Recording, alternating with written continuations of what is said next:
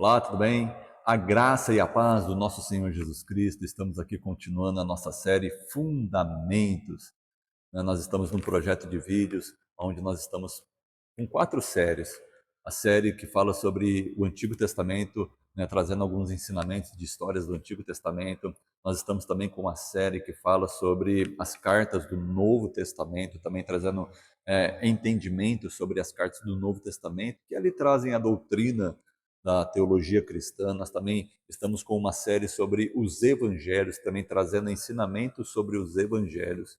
E esta é a 4ª série que nós estamos nesse tempo trabalhando, que é a série Fundamentos. Esse é o segundo vídeo da série. No primeiro vídeo da série nós falamos sobre a verdade, né? O primeiro fundamento. Agora nós vamos falar sobre o segundo fundamento, que é o máximo da lei é o mínimo da graça. Que você possa estar atento àquilo que nós vamos meditar aqui nesse vídeo, que você possa ter a sua Bíblia aí na sua mão também para, juntamente comigo, aprofundar nesse tema e naquilo que o Senhor tem para as nossas vidas no dia de hoje. E você que já está com a sua Bíblia aí, se você já quiser ir abrindo ela no Sermão da Montanha, Mateus capítulo 5, eu vou começar a ler aqui a partir do verso 17. Nós vamos entrar aqui em um contexto daquilo que Jesus estava ensinando. Nós sabemos que o Sermão da Montanha, que está ali no livro de Mateus, Evangelho segundo escreveu Mateus, no capítulo 5, capítulo 6 e capítulo 7. Jesus ele vai abordar vários temas. Nós entendemos que talvez é um dos grandes sermões da Bíblia, se não o grande sermão que as Escrituras nos trazem a respeito do ministério de Jesus Cristo. E ele vai trazer vários temas, ele vai falar sobre, trazendo uma comparação da visão do mundo com a visão de Deus. Quem é bem-aventurado no mundo e quem é bem-aventurado, travou aqui, mas quem é bem-aventurado diante de Deus. E também ele vai trazer ensinamentos práticos, ele vai falar sobre o homem, sobre a luz do mundo, ele vai falar sobre que nós somos luz e sal, ele vai falar sobre edificar a nossa casa, a nossa construção sobre a rocha e não sobre a areia. Ele vai abordar vários temas. Mas eu quero aqui entrar em um conceito que Jesus traz dentro do Sermão da Montanha. Eu quero que você entenda que nós vamos falar de princípios. Então, nós vamos ler alguns textos aqui do Sermão da Montanha e nós vamos entender o princípio que Jesus estava trazendo sobre aquilo, para que eu e você possamos entender. São coisas que talvez você já sabe, coisas que já estão aí no consciente popular. Quando nós falarmos, você vai entender isso quando nós chegarmos em algumas partes desse ensinamento. Já está no conhecimento popular, mas é importante que você tenha isso bem definido aí no seu entendimento, na sua vida. Então, pegue a sua Bíblia aí, eu vou lendo alguns textos aqui do Sermão da Montanha, Mateus capítulo 5, a partir do verso 17. Presta atenção. Jesus diz assim: Não penseis que vim destruir a lei ou os profetas. Eu não vim para anular, mas para cumprir. Com toda a certeza vos afirmo que até que os céus e a terra passem, nem o i ou o mínimo traço se omitirá da lei, até que tudo se cumpra. Qualquer, pois, que violar um destes menores mandamentos e assim ensinar aos homens será chamado o menor no reino dos céus. Aquele, porém, que cumpre e ensinar será chamado grande no reino dos céus. Porque vos digo que se a vossa justiça não exceder a dos escribas e fariseus, de modo nenhum entrareis no reino dos céus. A primeira coisa que eu quero que você entenda é que nós vamos entrar aqui um pouco entre lei e graça, né? Por isso que o tema é o máximo da lei, é o mínimo da graça.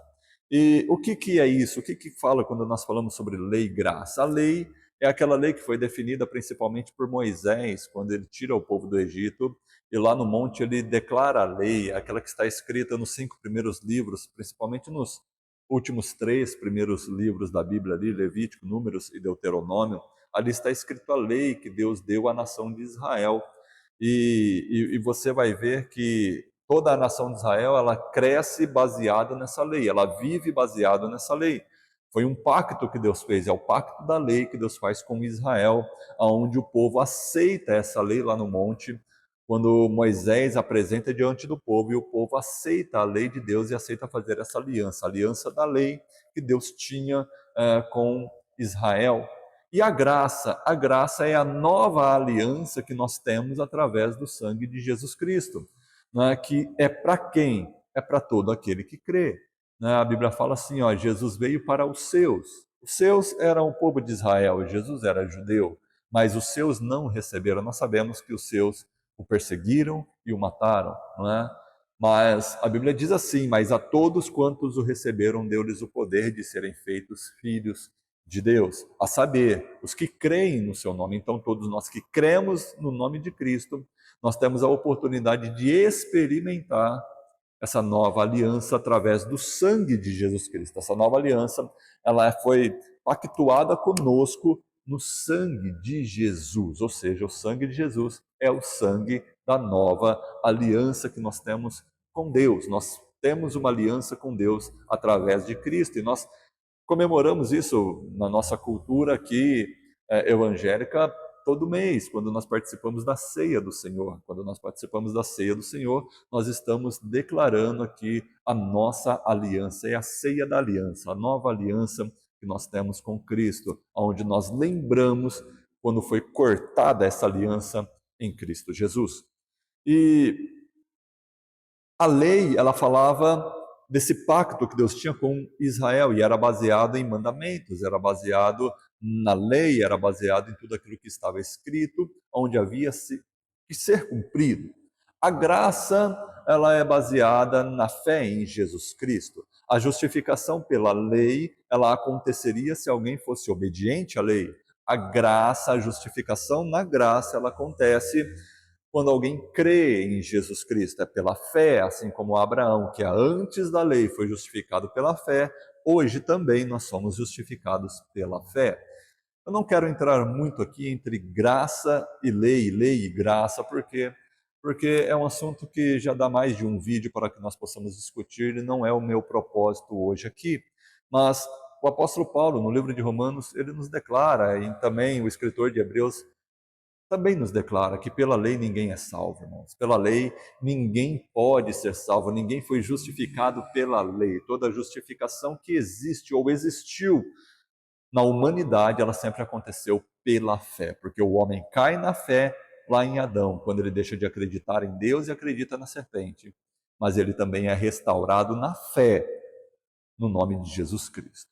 Quando nós cremos no Evangelho, ou seja, pela fé naquilo que Cristo fez, no Evangelho da cruz, que é loucura para aqueles que perecem, mas para nós é o poder de Deus.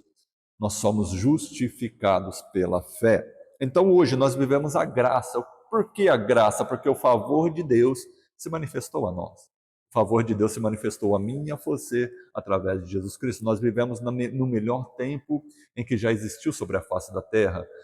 Por quê? Porque o homem caiu lá no Éden e o homem viveu muito tempo sem ter aquilo que nós temos. Nós temos hoje as Escrituras, a revelação das Escrituras na nossa mão, nós temos a obra de Cristo consumada na cruz do Calvário, nós temos o Espírito Santo que foi cedido a nós para que nós possamos aqui, em submissão à missão de Cristo, fazer a obra de Deus aqui nessa terra. Ou seja, nós temos muito daquilo que os antigos do Antigo Testamento quiseram ou sonharam, mas não tiveram, mas nós temos. É o tempo da graça de Deus, o favor de Deus está sobre as nossas vidas, né?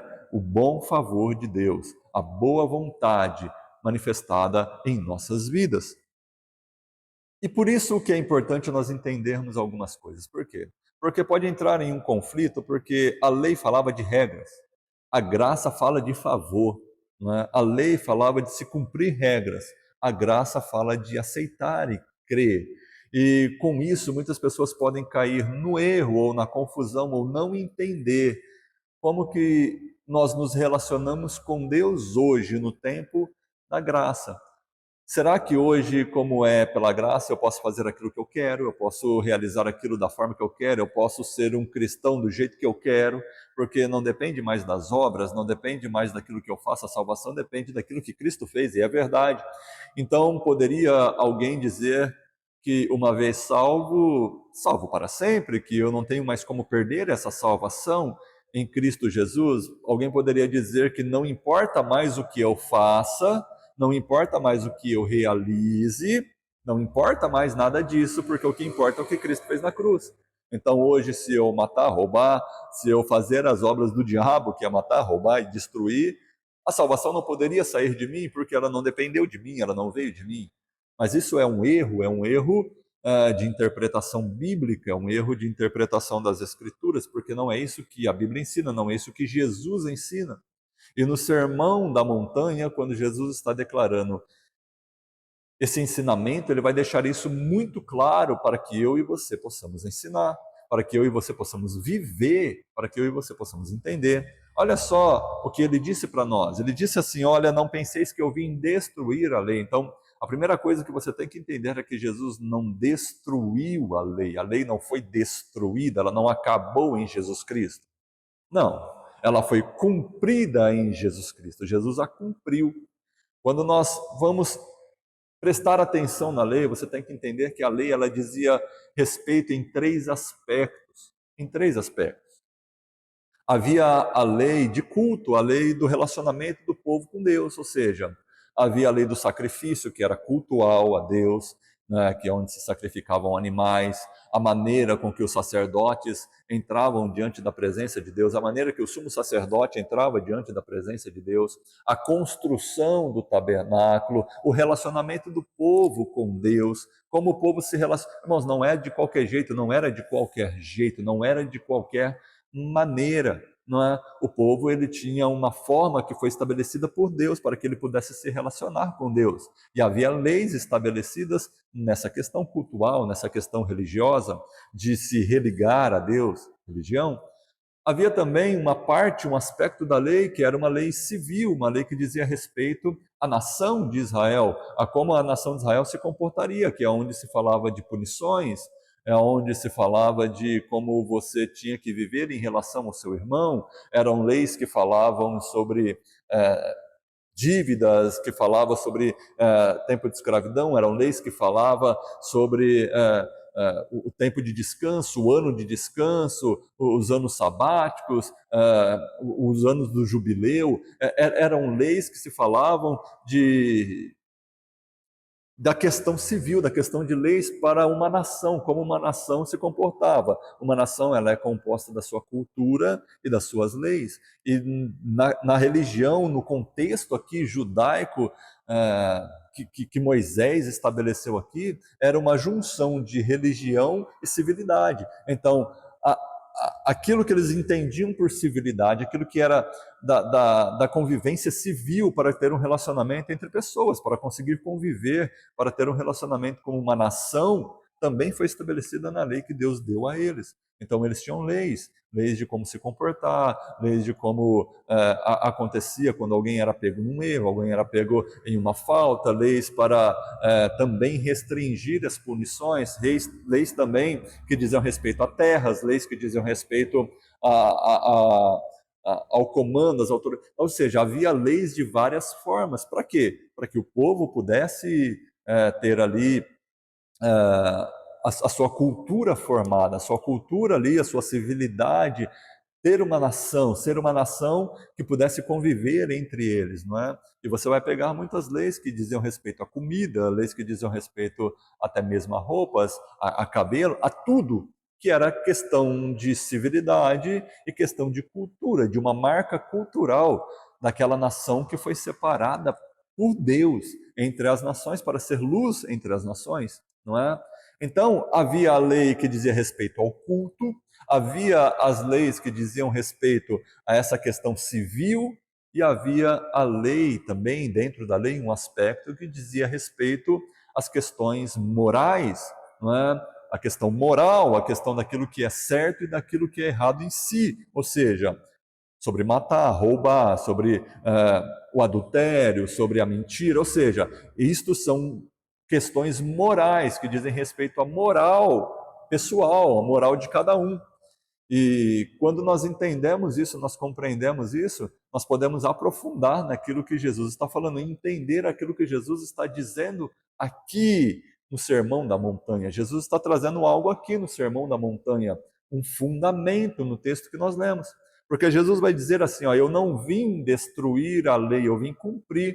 E nós sabemos que essa lei religiosa foi toda cumprida em Cristo Jesus. Ele cumpriu, ou seja, todo o sacrifício que eles realizavam apontavam para Jesus. As cerimônias que eles realizavam apontavam para Jesus. O tabernáculo do Antigo Testamento aponta para Jesus.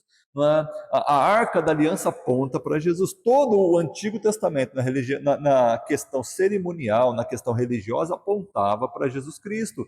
A própria figura do sacerdote, do sumo sacerdote, como fala lá no livro de Hebreus, apontava para Jesus Cristo, e Jesus Cristo cumpre tudo aquilo que era demonstrado dele através dessa questão da lei, através daquilo que as Escrituras, que os profetas disseram, que a lei disse a respeito dele, não é? Nós sabemos também que há a questão civil, e a questão civil em Israel, Jesus cumpriu toda essa questão também.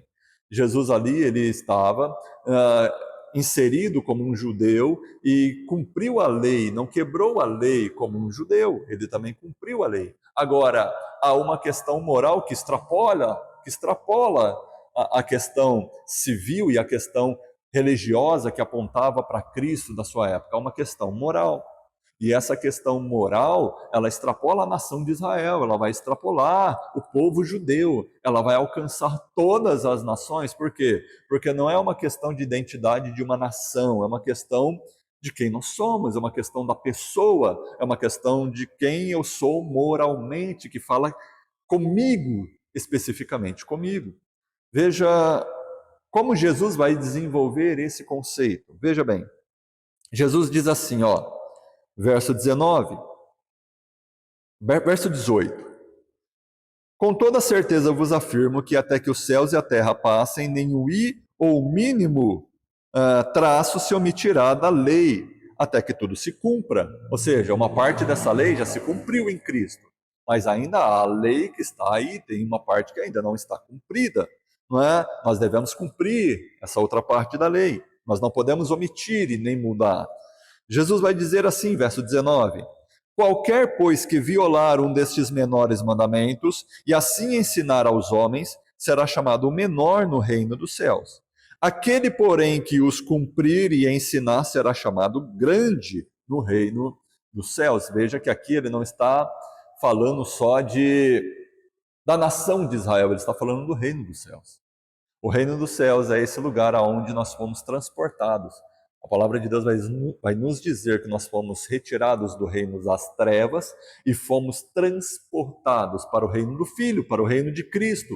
Nós somos tirados do reino das trevas e transportados para o reino da luz, o reino de Deus, o reino dos céus, não é? Nós pertencemos a esse reino e dentro desse reino nós não negligenciamos a questão da lei de Deus.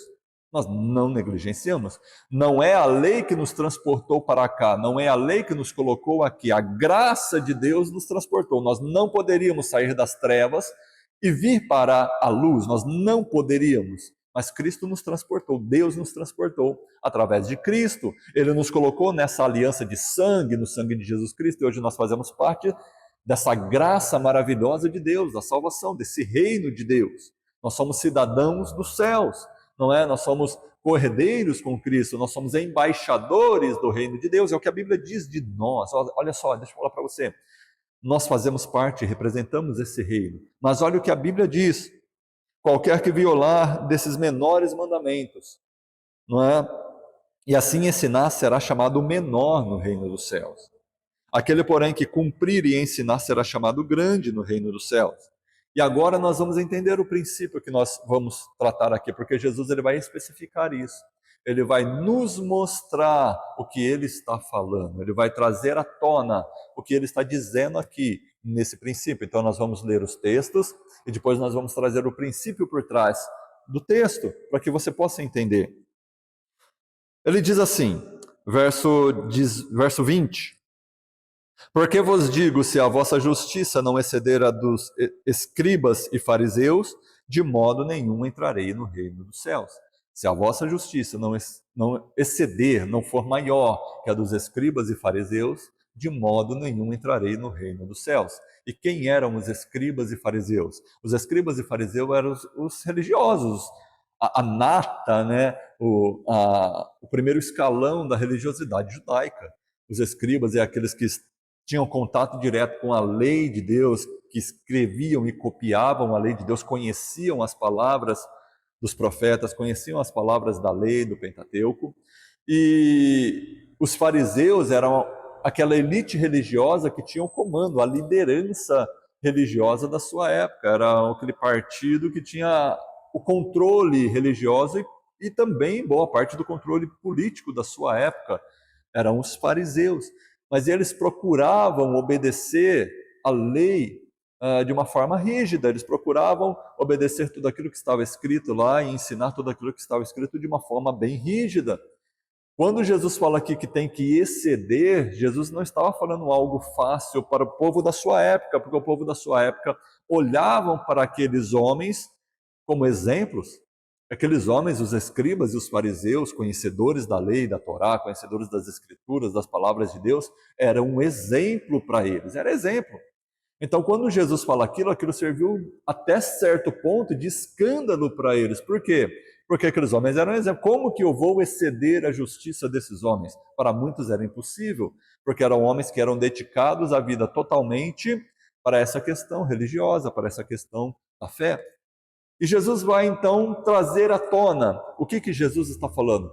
Por que deveria se exceder a justiça dos escribas e dos fariseus? E Jesus vai dar o seu primeiro exemplo. Jesus vai falar assim, verso 21.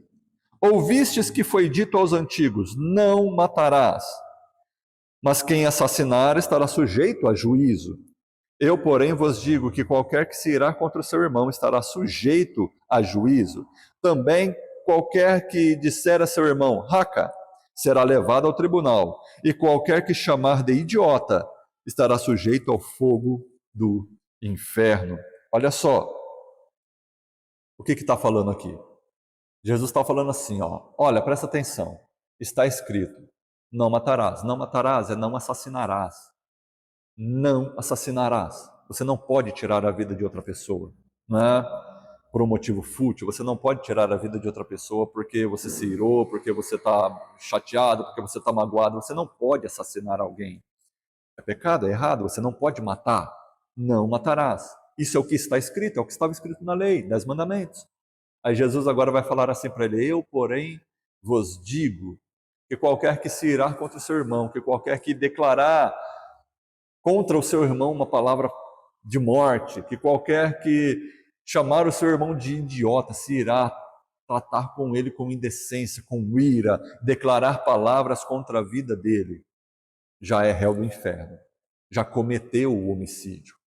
O que Jesus está falando? Jesus está falando assim, ó, olha, está escrito, não matarás. E isso os fariseus eles seguiam corretamente, eles não iriam tirar a vida de ninguém, porque estava escrito, não matarás. Mas Jesus fala para aqueles que vão fazer parte do reino dos céus, eu porém vos digo, irmãos, é para nós, que fazemos parte do reino, somos embaixadores do reino de Deus, é para nós. Eu porém vos digo, qualquer que falar contra o teu irmão, qualquer que se declarar contra ele, qualquer que se irá contra ele, começar a declarar palavras contra ele, sem motivo, qualquer que chamar o seu irmão de idiota, qualquer que falar palavras de morte, declarar palavras, xingar o seu irmão, já está cometendo um homicídio. O que é mais difícil? Mais difícil é aquilo que a lei dizia, ou mais difícil é aquilo que a graça pede para nós? Porque o que a graça pede para nós não é uma questão externa, não é uma questão que eu vou tirar a vida de alguém, vou pegar um revólver, vou pegar uma arma, uma faca, alguma coisa, e vou lá e assassino alguém. Essa era a lei diz que não poderia fazer isso. Jesus está falando que é muito mais do que isso, para nós é mais do que isso. Ou seja, eu tenho que controlar a minha ira, eu tenho que controlar a minha boca, eu tenho que controlar aquilo que eu falo, eu tenho que controlar aquilo que eu digo contra o meu irmão, as palavras que eu pronuncio contra ele. Por quê? Porque a lei falava de algo exterior, daquilo que as pessoas podiam ver que eu pratico. Na graça, essa coisa que era exterior, que só dizia respeito àquilo que as pessoas podem ver e me julgar, agora elas vêm para dentro de mim, elas dizem respeito a quem eu sou. a eu por dentro. Não é de fora para dentro. Agora, na graça, é de dentro para fora. Irmãos, não tirar a vida de alguém, não assassinar alguém com uma arma, com uma faca, é o mínimo. Isso é o mínimo na graça. É por isso que eu falo, o máximo da lei, que era não tirar a vida de alguém, é o mínimo da graça. Na graça, você tem que prestar atenção até como você fala das pessoas. O máximo da lei é o mínimo da graça. O máximo da lei é o mínimo, você tem que tomar cuidado com a tua boca e com a tua língua, porque a tua língua é aquela que pode trazer vida e morte, como diz lá em Tiago. E você deve prestar atenção sobre isso, sabe por quê? Porque a boca fala aquilo que está cheio o coração. E no nosso tempo, no tempo da graça, em Jesus Cristo, na nova aliança, mais importante do que aquilo que eu pareço ser, do que as pessoas podem ver em mim, é quem eu sou.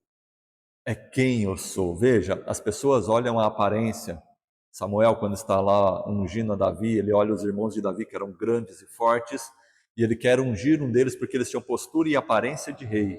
Mas Deus olha para Samuel e diz assim: Samuel, você olha como homem, eu não olho como homem, eu não vejo como o homem vê. Você olha a aparência, eu olho o coração. Ou seja, você olha aquilo que está sendo mostrado para você, eu olho o que verdadeiramente Ele é, o que é no seu interior. E a salvação em Jesus Cristo, o Espírito Santo morando dentro de nós, o novo nascimento não é para ter uma, uma mudança de fora para dentro, uma aparência externa de algo, não. É para que mude por dentro, e essa mudança que há por dentro de quem nós somos, ela possa refletir através de nós. Veja que a mudança na graça, servir a Deus na graça não é de aparência, servir a Deus na graça é em espírito e em verdade, ou seja, você tem que ser, não basta parecer. É por isso que eu não acredito quando alguém impõe regras para as pessoas para que elas pareçam ser algo que elas não são. Ei, você, quando parece ser algo que você não é, isso se chama hipocrisia. É o que os fariseus e os escribas muitas vezes eram, e o que Jesus os acusou, né, de hipócritas. Eram como sepulcros caiados, por fora bonitos. Sepulcro caiado, pensa assim, já foi no cemitério, viu aquele sepulcro lá, todo de mármore, com argolas de ouro, uma estátua bonita em cima, placas de bronze. É lindo, mas lá dentro é um buraco onde tem um defunto.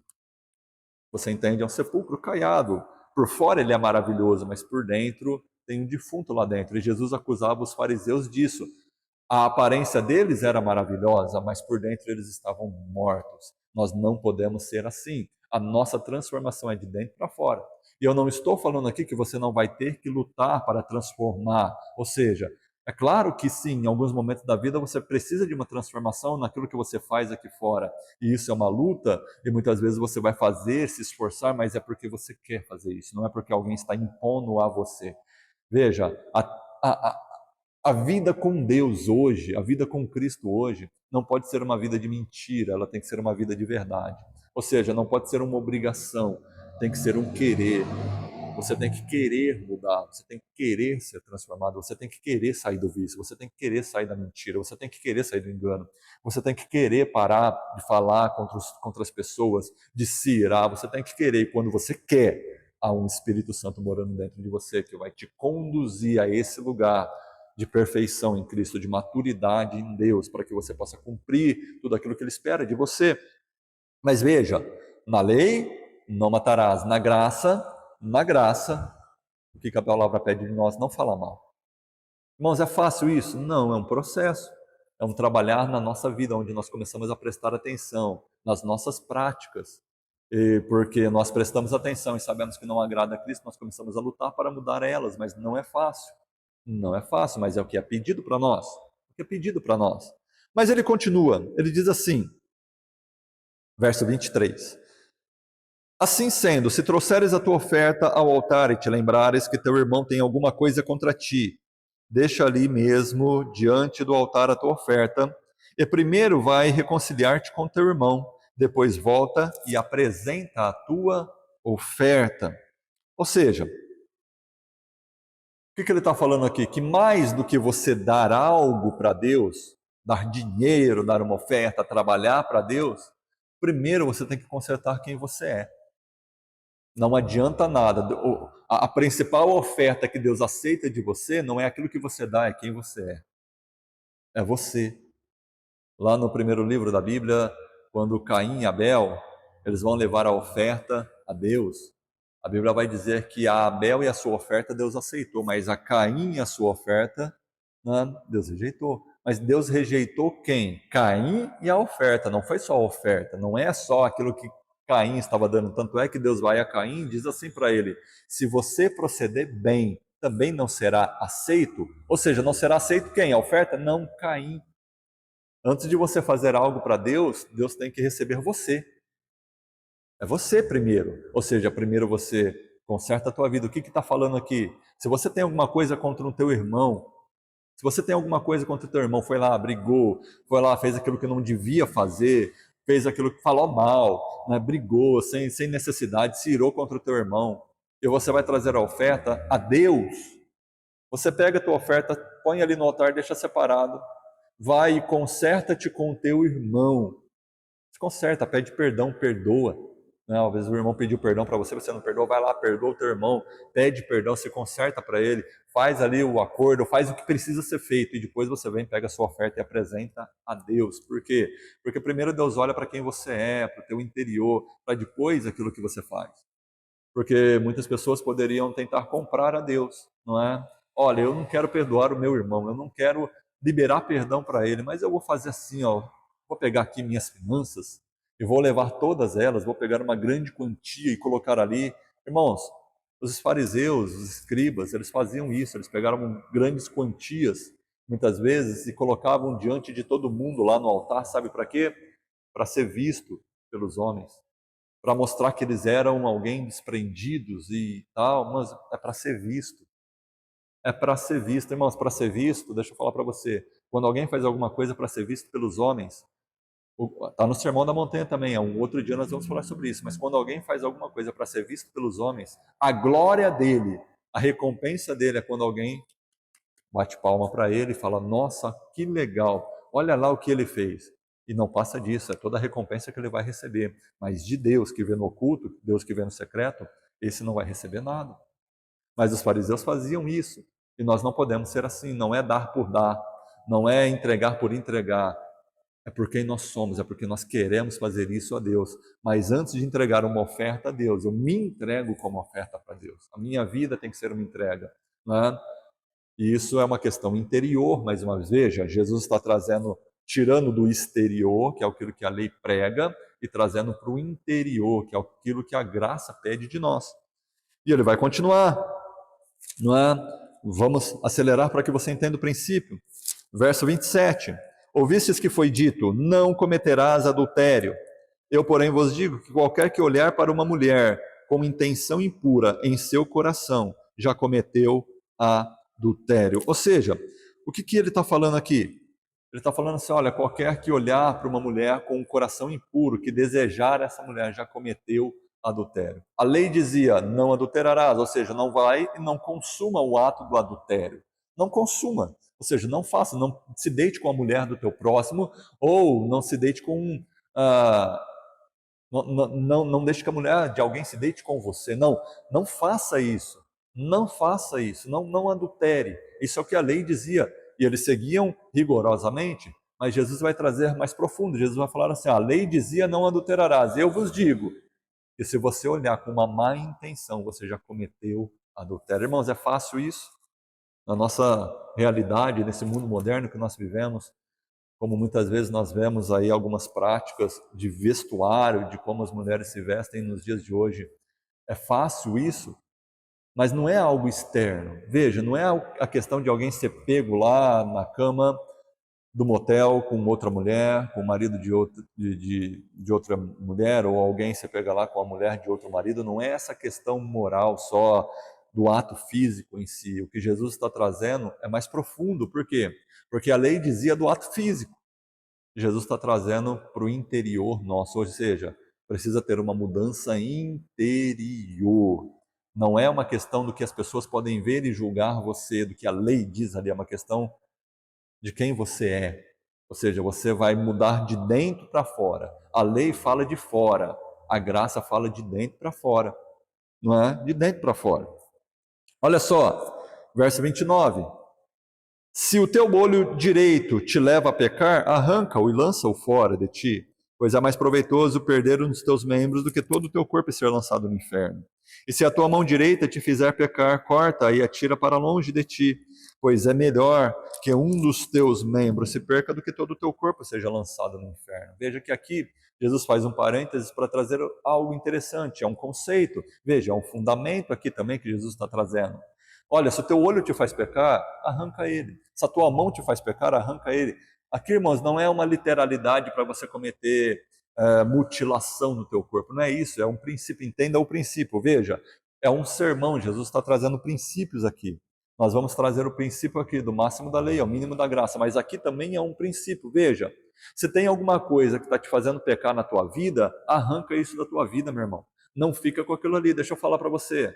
Se você se viciou no jogo, né, sai do jogo, para de ver. Né? Se você se viciou no futebol, para de ver o futebol. Se você se viciou no jogo lá, que para ganhar dinheiro, no tigrinho, nas bets da vida, irmãos, para. Se for preciso você parar de usar celular, você para de usar celular. Se for preciso você parar de assistir televisão, você para de assistir televisão. Porque se o teu olho te escandaliza, ao invés de você ir para o inferno, arranca o teu olho. Ou seja, tira aquilo que está te fazendo pecar. Se tem lugares que você está indo que está te fazendo pecar e você percebe que você está pecando porque aquele lugar te leva ao pecado, o que é melhor? Você parar de frequentar aquele lugar ou você ir para o inferno? Ei, faça uma reflexão. Faça uma reflexão. Se no teu trabalho você está sendo levado a cometer coisas que estão te fazendo pecar, roubar, sonegar, ei, o que é melhor? Você deixar o trabalho ou você ir para o inferno? É isso que está falando aqui, não está falando de uma mutilação física, não é isso, é o princípio que ele está trazendo. Se tem alguma coisa na tua vida que está te fazendo ir para o inferno, é melhor você tirar aquilo da tua vida do que você queimar a eternidade no inferno. É sério isso, presta atenção nisso. Ei, você não pode viver na prática do pecado. 1 João diz assim, ó, aquele que vive na prática do pecado não o conheceu, não conheceu Jesus Cristo. Não conheceu, nós não vivemos na prática. Pastor, quer dizer que nós não pecamos? Pecamos, mas não vivemos na prática. Não somos mais escravos do pecado. O pecado não pode ser uma marca nas nossas vestes. O pecado não pode ser a marca da nossa vida. Nós pecamos, mas nós nos arrependemos, vamos ao nosso advogado, o justo advogado, que é Jesus Cristo, e nos arrependemos e buscamos uma mudança de vida. Quer dizer que ela é automática? Quer dizer que nunca mais eu vou pecar? Não é isso, irmãos. Mas quer dizer que eu quero, que eu estou trabalhando para vencer aquilo que Cristo me deu, né? Que é a vitória sobre o pecado. Eu estou trabalhando com Cristo na minha vida para mudar, para ser transformado de dentro para fora, para arrancar aquela raiz do pecado da minha vida, porque Cristo já conquistou isso por mim na cruz do Calvário.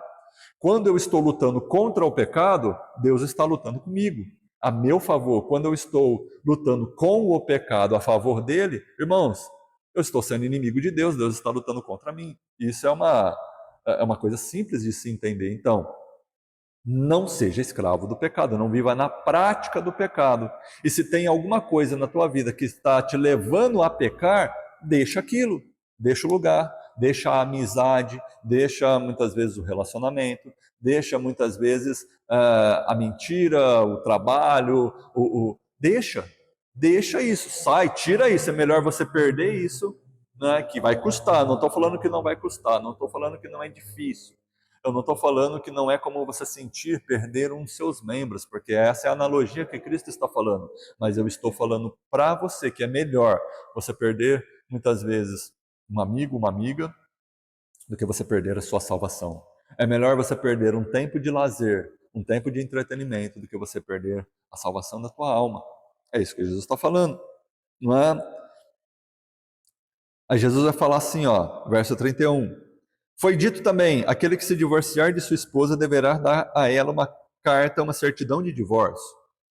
Eu, porém, vos digo, qualquer que se divorciar de sua esposa, exceto por imoralidade sexual, faz com que ela se torne adúltera, e quem casar com uma mulher divorciada estará cometendo adultério. Ou seja, Jesus ele vai trazer aqui, porque na lei de Moisés, a carta de divórcio ela era uma coisa permitida, já foi estabelecida ali na lei de Moisés. Mas por quê? Jesus explica que é por causa da dureza do coração do homem que Moisés permitiu o divórcio. Não é o propósito de Deus. Deixa eu falar para você, divórcio não é o propósito de Deus. O divórcio ele acontece por causa da dureza do coração do homem. E Jesus está falando sobre isso. Olha, se alguém se divorciar da sua mulher, a não ser por imoralidade sexual, isso é adultério. Mesmo se ele se divorciar e não foi uma imoralidade sexual, irmãos, um dia nós vamos entrar nesse assunto aqui, porque tem várias coisas que falam sobre imoralidade sexual. Não é só o adultério, né? Imoralidade sexual, ela vai em muitos aspectos. E ele diz aqui, se não for por imoralidade sexual, ele comete adultério, e quem casar com a divorciada também comete adultério. Por quê? Porque se caiu no contexto da época em que, por exemplo, o homem ia lá e se casava com a mulher, mas ele não gostou de um jeito dela, ela falou alguma coisa que ele não gostou, ou o jeito dela cozinhar ele não gostava, por coisas fúteis, ele pegava e dava a carta de divórcio para ela. E o fato dele estar a carta de divórcio para ela lá, que estava na lei, aquele homem era tido como um homem justo, íntegro. Por quê? Porque ele estava fazendo ali algo que estava descrito na lei, que a lei permitia. Você entende? Ele não era nem tido como errado. E Jesus vai falar: não, peraí, o divórcio não é a vontade de Deus. Não é a vontade, não é para acontecer. Acontece, ainda hoje acontece. Irmãos, até hoje o divórcio não é a vontade de Deus. Acontece ainda hoje? Acontece. Pastor, acontece com crente? Acontece. Por quê? Por causa da dureza do nosso coração. É o certo? Não é o certo. Qual que é o certo? O certo é que o casal, ele viva em harmonia, é que o casal ele viva como um só, como Deus estabeleceu desde o princípio. Mas erram. Há imoralidade sexual muitas vezes, há o erro. Né? Muitas vezes há alguém que trata, por exemplo, o marido espanca a mulher, o marido maltrata a esposa, está espancando, maltratando, cometendo abusos contra a mulher.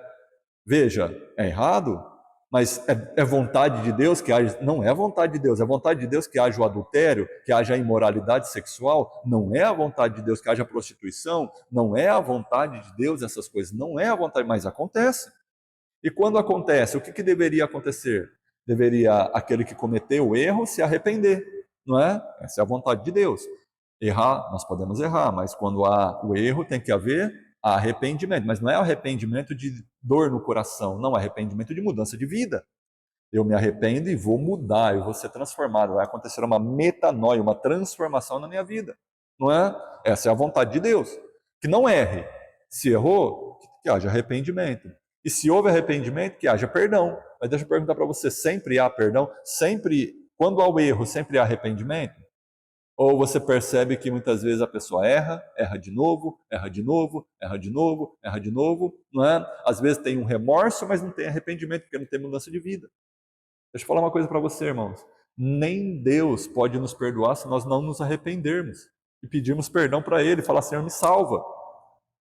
Se não há arrependimento, como haverá perdão? Mas mesmo quando há arrependimento, ainda assim, todos já conseguem perdoar a vontade de Deus. Essa é a vontade de Deus, que haja perdão, reconciliação. Não é? Se arrepende e haja perdão. Mas nem todos ainda conseguem perdoar. É errado, vai trazer consequências. A falta de perdão impede orações, mas é uma realidade. É por isso que ainda hoje há divórcios. Não é a vontade de Deus, mas é uma realidade que ela precisa se encaixar. É uma máquina que ela tem várias engrenagens e ela precisa se encaixar em todas as engrenagens, porque senão não vai dar certo.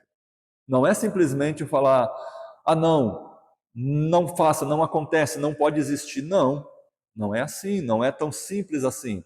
Eu sempre digo para as pessoas que a parte mais difícil de pastorear é a questão de casamento, é a questão de você trazer conselhos em matrimônio. Por quê? Porque cada situação é uma situação, cada vida é uma vida, cada casamento é um casamento, cada casal é um casal, e existem atitudes que mostram ah, coisas diferentes. Veja, para algumas pessoas você vai falar permanece, fica, insiste, continua orando, continua buscando.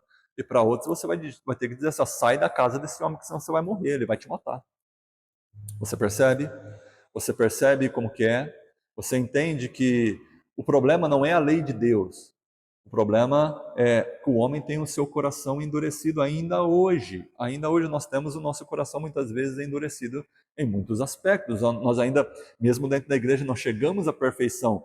E quando se fala de relacionamento, não é uma pessoa, são duas. Não é uma pessoa que tem que entender e viver aquilo, são duas, às vezes até mais.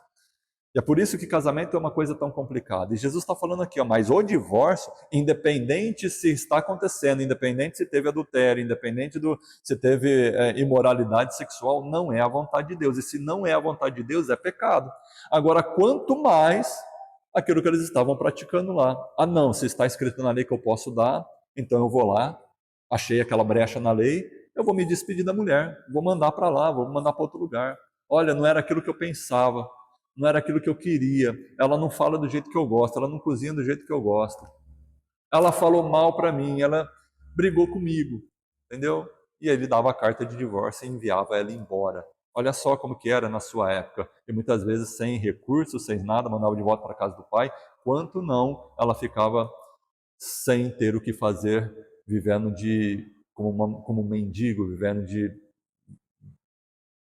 esmola.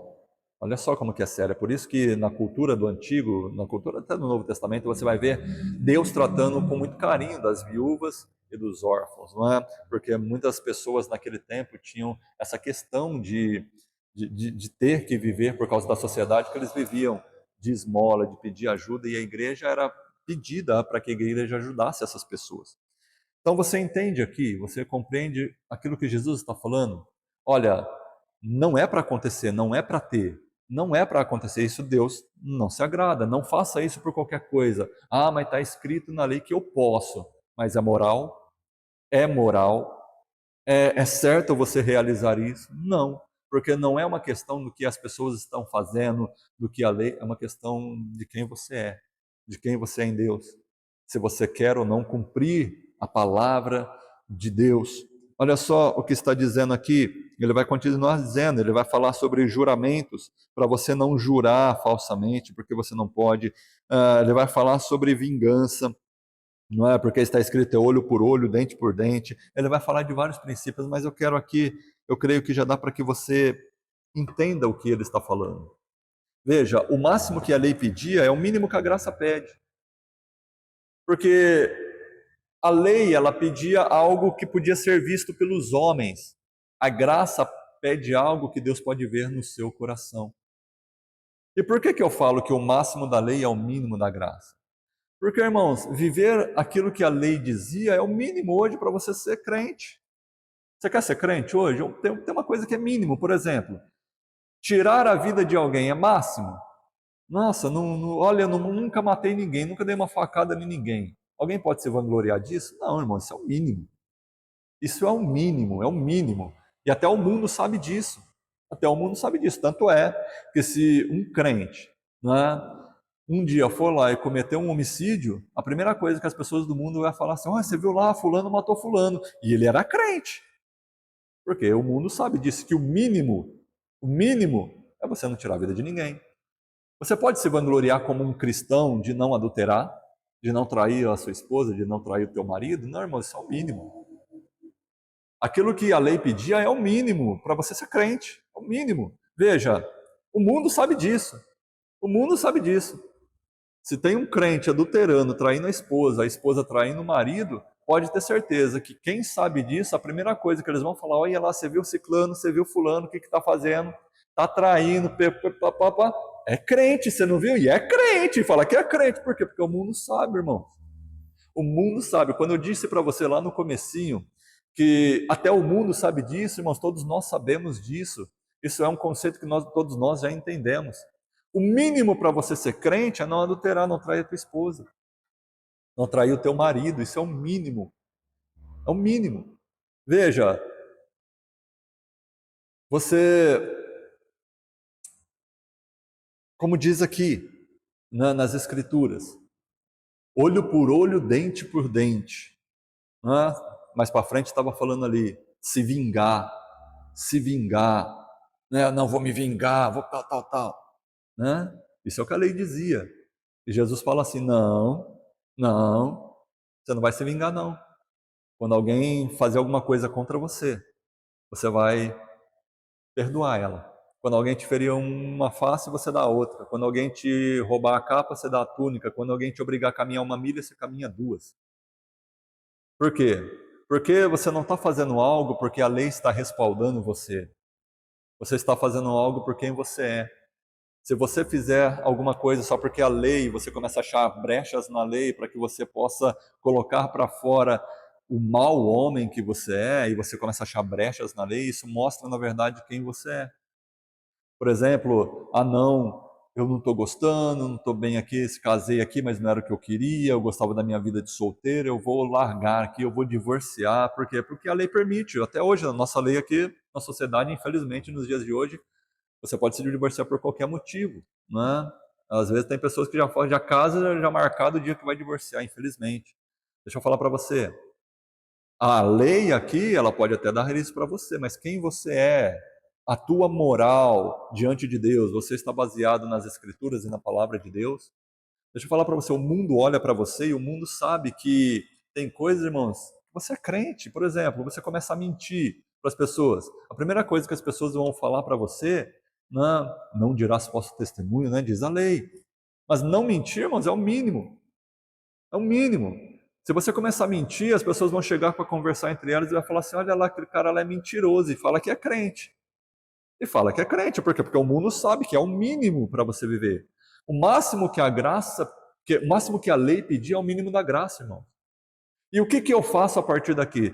Se o máximo da lei é o mínimo da graça, eu parto daqui. Então agora a minha vida eu começo a construir daqui. É o mínimo, é a base. Ou seja, eu começo não tirando a vida de ninguém, eu já entro aí, eu começo não adulterando, eu começo não fornicando, eu começo não prostituindo, eu começo não mentindo, eu começo daí, que é aquilo que todo mundo pode ver, não é? É o que todo mundo pode ver, é o que a lei mostrava que era errado e que todo mundo podia olhar e julgar. Eu começo daí, daquilo que é o mínimo, e eu vou começar a caminhar para chegar na vontade de Deus. Qual que é a vontade de Deus? Que eu não fale mal do meu irmão. Mas o que é mais difícil? Mais difícil é não tirar uma vida ou não falar mal? Claro que é não falar mal, não se irá, não agir com ira e falar coisas que não se deve, não agir debaixo de cólera, né? E soltar aí tudo aquilo que não deve na vida do seu irmão ou contra o seu irmão. O que é mais fácil? Não tirar a vida.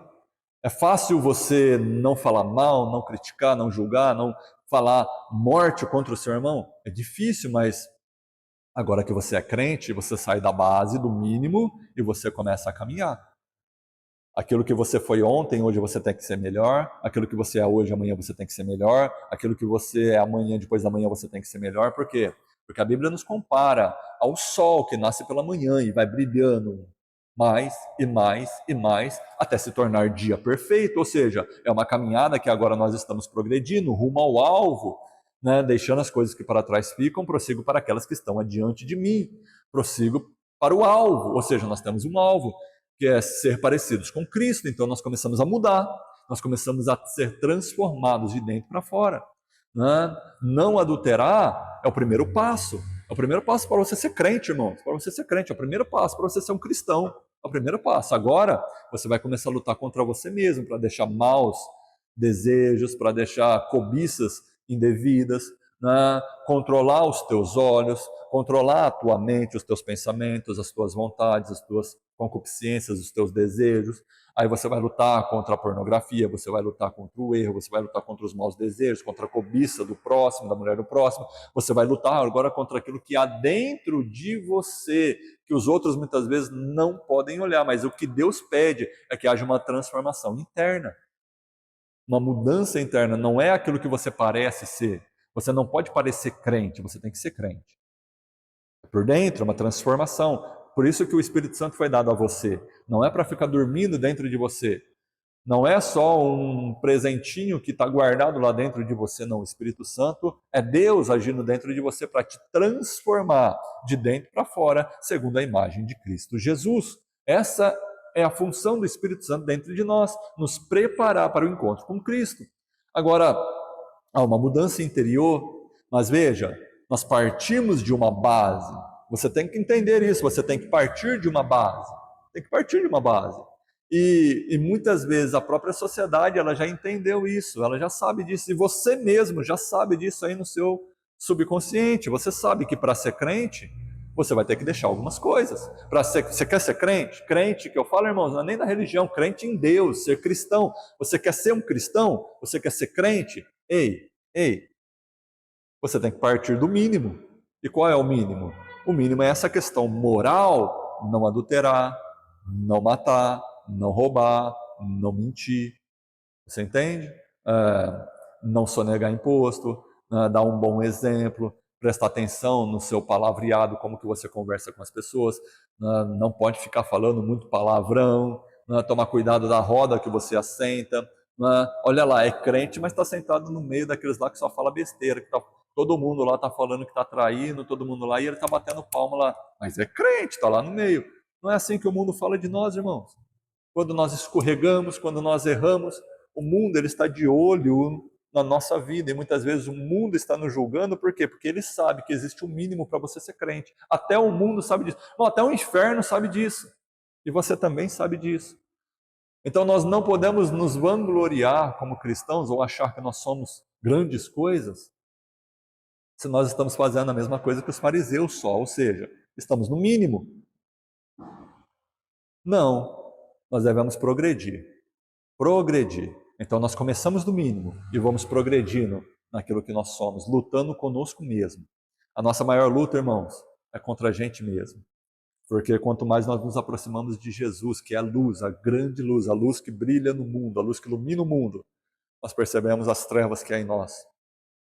Nós começamos a lutar contra coisas que o mundo já não está mais vendo, que não é mais a lei, as pessoas que estão apontando para nós, mas nós sabemos que essas trevas muitas vezes estão dentro do coração humano, que é a ganância, né? Que é a angústia, a malícia, né?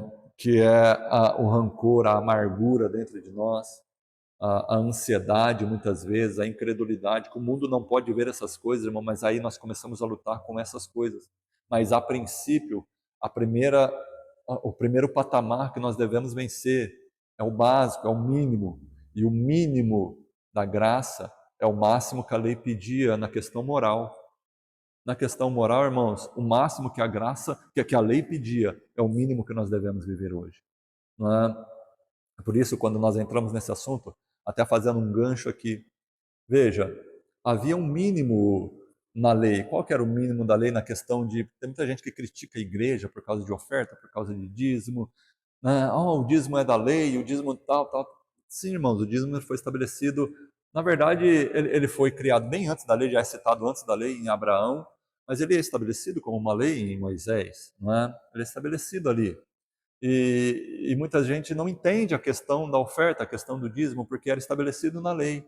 Né? E a lei, ela dizia o quê? Olha, você vai contribuir aqui com o dízimo, 10% de tudo aquilo que você tem, dos seus lucros, tal, tal. E tinha oferta que também era pedida e eles levavam, não era para comparecer diante de Deus sem a oferta, não é? Isso era o mínimo. E muitas pessoas acham que a igreja, quando ela fala de dízimo, de oferta, ela está sendo peso e cobrando algo. Não, irmão, sabe o que a igreja está pedindo? O mínimo. Porque o Novo Testamento, se você aprofundar nele, sabe o que Jesus pede? Tudo. Você tem que ter toda a sua vida para Ele, toda a sua vida para o reino.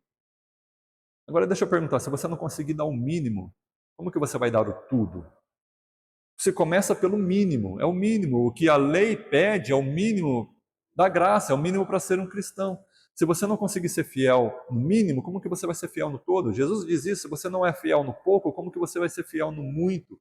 Pastor, como assim? A graça pede tudo, a graça pede tudo, irmãos. No tempo de Jesus ele pediu tudo. Jesus fala assim: eu quero tudo, eu quero você por completo.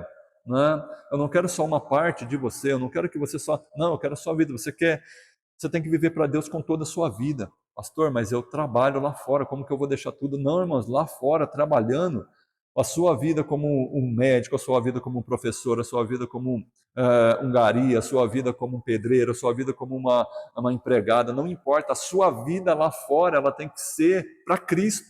Você trabalha lá, tem o seu sustento, mas lá você está fazendo a obra de Cristo. Você está trabalhando lá por causa do reino de Cristo. Né? Porque a Bíblia diz que tudo que você fazer, você tem que fazer como se fosse para Deus, mesmo no trabalho. Né? Ou seja, toda a tua vida. Agora, eu estou falando uma coisa que é fácil, que a pessoa já entra, já começa e já entrega tudo para Deus. que ela entendeu que o trabalho dela é para Deus, que a vida dela é para Deus, que a família dela é para Deus, que o respirar dela é para Deus, que o andar dela é para Deus, que ela estuda para o reino de Deus, que ela trabalha para o reino de Deus. É fácil, não, irmãos, isso daí é uma construção que ela vai acontecendo na vida da pessoa, e a pessoa vai entender isso, e muitos ainda não entendem, vivem uma vida inteira dentro da igreja e não chegam à plenitude desse conhecimento, mas há um mínimo. E muitas vezes o que a igreja fala não é o máximo, nossa, o máximo, não é o mínimo. É o mínimo. Jesus, ele olhou para a mulher lá que estava, aquela viúva, e Jesus elogia aquela mulher que deu todo o seu sustento. Tudo que ela tinha era pouco, mas comparado com os outros, era muito mais do que os outros. Por quê? Porque os outros estavam dando o que sobrava. Ela deu tudo o que tinha, é isso que Jesus estava falando. E Jesus elogiou ela por dar tudo o que tinha. Por quê? Porque é o princípio que Jesus sempre pregou. Quem não deixar pai, mãe, irmãos por amor de mim, quem não deixar fazenda por amor de mim, não é digno de mim. É isso que Jesus está falando aqui. É princípio. Jesus está trazendo princípio. As pessoas muitas vezes não entendem porque elas não compreendem, e levam na literalidade da palavra. Mas Jesus estava trazendo ali um fundamento, que a sua vida ela tem que ser para Deus em todos os aspectos dela, inclusive nesse aspecto financeiro. O máximo da lei é o mínimo da graça. Se você não conseguir fazer o mínimo, como que você vai entregar tudo? Como que você vai fazer todas as coisas? Como que você vai entregar toda a sua vida para Deus? E assim é em todos os aspectos, irmãos. Em tudo aquilo que a Bíblia mostra que a lei pedia e era o máximo da lei, irmãos, é o mínimo da graça. Nós devemos entender isso na questão moral, na questão daquilo que nós fazemos, na questão daquilo que nós cumprimos. Se nós não conseguimos fazer o mínimo, nós não conseguiríamos chegar no máximo ou progredir. Mas no máximo da graça, nós chegaremos só o dia que nós encontrarmos com Cristo. Não é verdade? É só o dia que nós vermos Ele assim como Ele é, porque a Bíblia nos diz isso. Que hoje nós o conhecemos em parte, mas um dia nós o conheceremos assim como Ele é. E nós seremos semelhantes a Ele. Aí nós alcançaremos o nível de varão perfeito, não é? De maturidade perfeita diante de Deus. Mas o fato de nós sabermos que nós não vamos chegar à perfeição não muda o fato que nós não devemos construir uma vida de crescimento, de amadurecimento diante de Deus. Nós devemos ser filhos que amadurecem, veja, uma criança, quando ela é bebê, ela tem necessidades e ela tem um comportamento, mas conforme ela vai crescendo, as necessidades vão mudando e o seu comportamento vai mudando e as suas responsabilidades vão mudando. Você veio para Jesus Cristo, você aceitou Jesus, é como um bebê na fé, é como uma criança na fé, mas conforme os anos vão passando, a tua vida com Cristo, ela tem que ter um relacionamento diferente. Os teus propósitos com Deus, as tuas responsabilidades e a tua maturidade, ela tem que ir crescendo e evoluindo diante de Deus. E você tem que entender isso. Por quê? Porque de uma criança você não cobra muita coisa, mas de uma pessoa já que tem a idade para responder, você cobra dela. Assim também, irmãos, é a nossa vida cristã. Nós nascemos de novo, mas nós não paramos como um bebê, nós vamos crescendo e amadurecendo na graça e no conhecimento de Deus. Que você possa ter esse ensinamento, entender isso e compreender isso e viver isso, entendendo que o máximo que a lei pedia é o mínimo que nós entregamos na graça de Deus. Que Deus possa abençoar a tua vida e o teu coração em nome de Jesus.